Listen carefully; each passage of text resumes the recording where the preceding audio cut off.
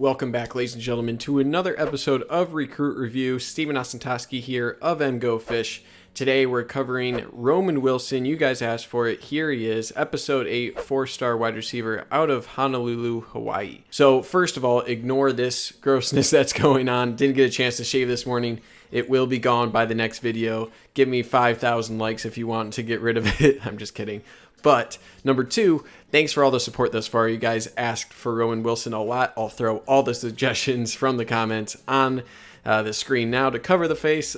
But I really appreciate all the suggestions, all the results in the polls on YouTube. I read all the comments, so please keep those coming for next episodes. I need to hear who you guys want to see. If you get to 75 likes, I'll post 2 next week as well. So let's keep it going, guys. All right, let's get into Roman Wilson here.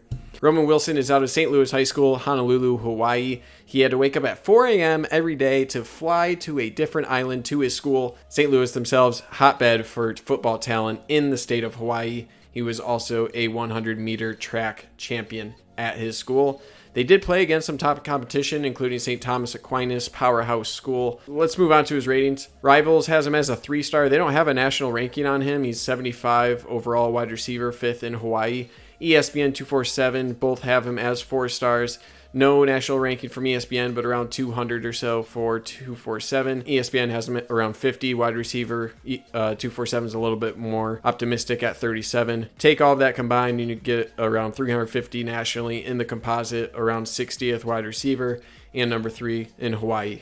He's listed at around 6 foot, 170, 175. All right, let's get into the metrics, and damn, are these impressive. All right, his 40 time of 4.37 would have been 4th overall at the 2020 draft, 3rd for wide receivers. That's an elite time, 4.37. That is elite. Shuttle is even better, 3.96, a sub-4. It would have been 1st overall at the 2020 draft. Not just wide receivers, but overall, 3.96 would have been the best time there. The vertical of 39.1, also elite, 7th amongst wide receivers at the 2020 draft. So this is a guy who tests in the top 10 pretty much unanimously across the board against 2020 NFL draftees. So really impressive.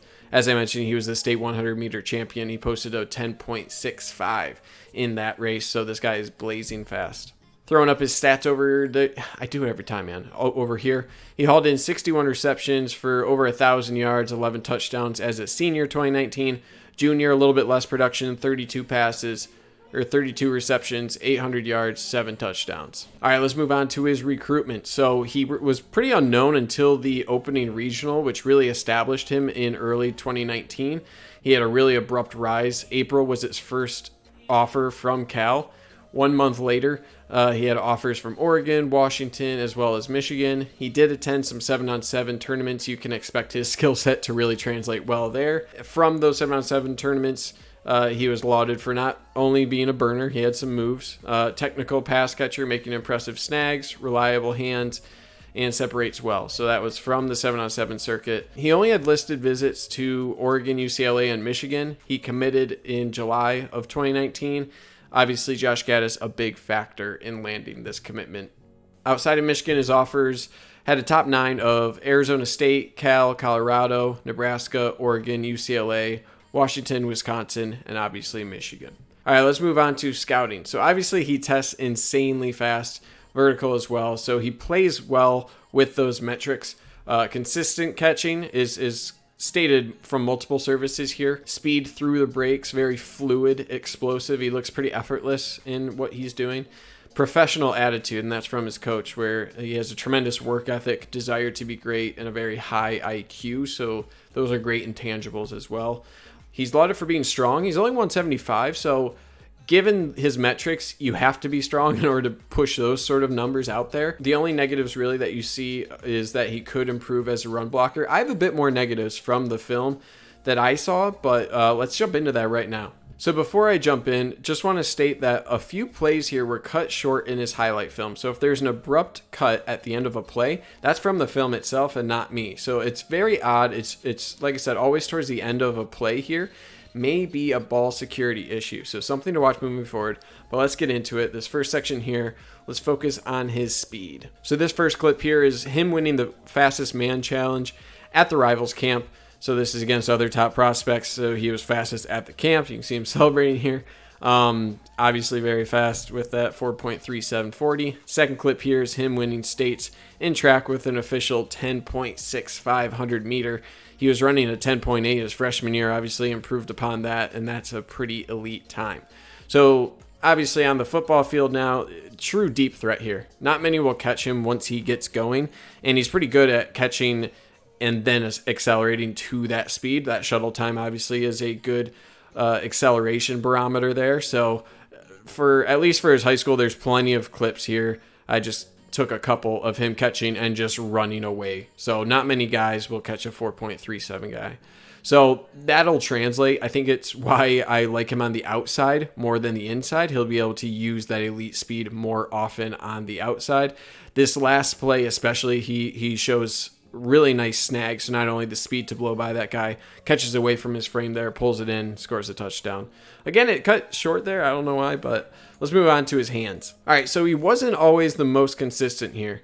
The things I do like about his catching ability, he shows the ability to catch away from his frame right there. That was a great snag away from number 13, but he does show that ability. So he's not just accepting passes. He's really going out and plucking the ball, as well as on the sideline in that first clip that you could see. So he does have the ability here. I would like to see them a little bit more consistent. So I'll cover the negatives a little bit later, but I am encouraged by his ability to pull in balls away from his frame. This last one on the sideline, good body awareness. So it's not a negative per se, but something to watch moving forward. I do like the skill set he brings to the table there. All right, let's talk about his athleticism. Obviously, I mentioned earlier, those metrics translate, and whoop, that first hurdle. That was a bad Chris Berman impression, but man, you can get up quickly. That 39.1 vertical, that shows off there. Here's a little cat and mouse game where he blows by a guy. So not just speed, but displays a really nice stutter move after the catch. So you can see here, he'll just stop and go really quickly. That shuttle time really showing off there. Get him on a hitch, let him do some work, shows that agility. Here he's crossing the field, showing that speed as well as that agility. So there's a lot of different ways that you can deploy him to use all three of his skills, or all three of his metrics, I should say, his long speed, his agility, and his vertical. All right, here's a couple catches in traffic. So I was actually pretty impressed with his ability to catch in traffic on contested balls. That was against St. Thomas Aquinas right there, number 13 again. So yeah, it showed that he's capable of doing so, and it seems like he has strong hands. I would like to see him get a little bit bigger, get him closer to 185. At 6 feet, I think he can get there to 190 even. Jumping at the right time to pull in contested pass. He had good timing on these plays as well. So not an issue, something I just want to see more of. And then routes here. I actually liked him in the camp setting. He tended to round off some routes. I especially liked his hitch route where he can stop really quickly. He does really good job with his footwork. I'd like to see him maybe establish a more rounded route tree. This last clip, I need to put this in slow-mo though. It's just insane. The nuances of this route. Really good break out of that. And then he stutters here, looks back to get the cornerback to bite on that move, and then continues on its crossing route. So the footwork is really advanced there, as well as the little head fake. So I think he does a lot of these little things that are hard to teach, but very nuanced things to get defenders to bite. So if he can improve upon that and just sharpen up some of his routes, he could be truly special in his route running there. All right, let's talk about some negatives here. So there were a couple grabs I thought he could have brought in. They're definitely tougher balls. This first one's on the sideline. There was one over the shoulder and another one that was kind of low. I think they're ones that he could have definitely brought in, but just didn't. That happens with every wide receiver. How often it happens is hard to say at this point, right? We're only seeing the highlights except for these camp film. So that's definitely something that I'm not sure about. The big issue is he did lose a couple fumbles. I'm only showing one here. There was another one or two. That's something that if he bulks up, gains some strength, works on that, very important early on his career to buck that or ensure that it's not a consistent issue.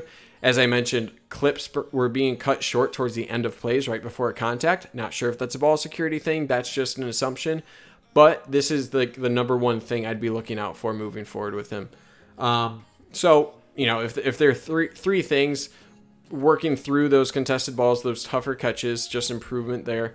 The couple of fumbles, make sure ball security is improved upon. And then routes could be improved upon. I love his footwork. I think he obviously has the athleticism to get there. Just a little more focus, a little more established route tree, and I think he'll be fine there. So that's the least of my worries, but ball security is number one for sure. In the to be determines, there was only one play on blocking. I'm not going to include it here. Just something I need to see more of. That's something, obviously, that early on you need to be improving and establish as a blocker to be dependable in a new offense. Okay, so for comparison, give Ronnie Bell a 4.37, and do you get Roman Wilson? It might be. So they both have insane verticals, very crafty, with good footwork, athleticism out of high school. You can give the athleticism nod to Roman Wilson to be sure. Obviously, Ronnie Bell wasn't highly recruited, but production was there since his really sophomore year, but he got to start his freshman year as well. So same size, similar skill sets. Ronnie Bell is crafty though, not a jitterbug. I don't really see Roman Wilson as a jitterbug. I see him as a athletic freak with those numbers, with some of the nuanced movement, the head fake, the footwork. I see a lot of the same traits there. If you want to look at a true ceiling though, it's Mecole Hardman, and that's from 247. Mecole Hardman, obviously on the Kansas City Chiefs now, blazing fast offensive weapon from Georgia. He had low 4.3s in the combine. He was second round pick. So if you're looking at a true ceiling there, if ball security isn't an issue, if all things pan out, sure. I mean, that speed at 6 foot, there's a place for you. Obviously, there's a place for Mecole Hardman. I think I'm going to track it on Ronnie Bell, where Ronnie Bell is probably tracking towards a later round pick if he can keep that production up. But with the athleticism, you could see a mid to early round draft pick out of Roman Wilson if the stars align. So moving on to projection, given that he's close to Ronnie Bell, you could slot him to the outside. I mentioned earlier, I like his speed. That long speed really plays well on the outside. Take full advantage of that. There's lots of jitterbug types that Michigan has taken recently. You already have Giles Jackson, Sainristil, all the other guys I've covered thus far mainly project on the inside outside of AJ Henning. So I want to see at least 4 games, probably preserve a redshirt for Roman Wilson. Get him strength, get him a little more experience, establish that route tree, and it's going to be one of Henning or Wilson, I think, that you'll burn the red shirt. It all depends on which one of those guys do you think will only spend 4 years, then the red shirt isn't really valuable, right? And then are they game ready? AJ Henning comes in a bit more polished than Wilson. So if I'm a betting man, I'm giving those early snaps to Henning, Wilson a red shirt with 4 games. And then 2021 onward, you can start expecting to see Michigan really wanting to deploy Roman Wilson here. A guy with that athleticism, that speed, there's always a place for him on the field, at least as a threat. So 2022 onward really is the shot to start on the outside. Like I said, if the stars align with that athleticism, I'd expect him to be on the outside and an offensive weapon. Just a couple things I'm a little worried about: ball security, how good is he at blocking, work on his strength early on. I think he'll be gone after 4 years. I just don't think someone with those skills will be around. So I wouldn't be surprised if there wasn't a red shirt, but it'll come down to how early established is he compared to a guy like AJ Henning, who kind of slots in the same position. Okay, guys, that's it for me. I really like Roman Wilson. I think he's a great addition, great athlete. I'm excited to see his improvements over the years here. As always, like, comment, subscribe. I mentioned 75 likes. That's the goal. Do that. I'll get 2 more episodes out to you next week.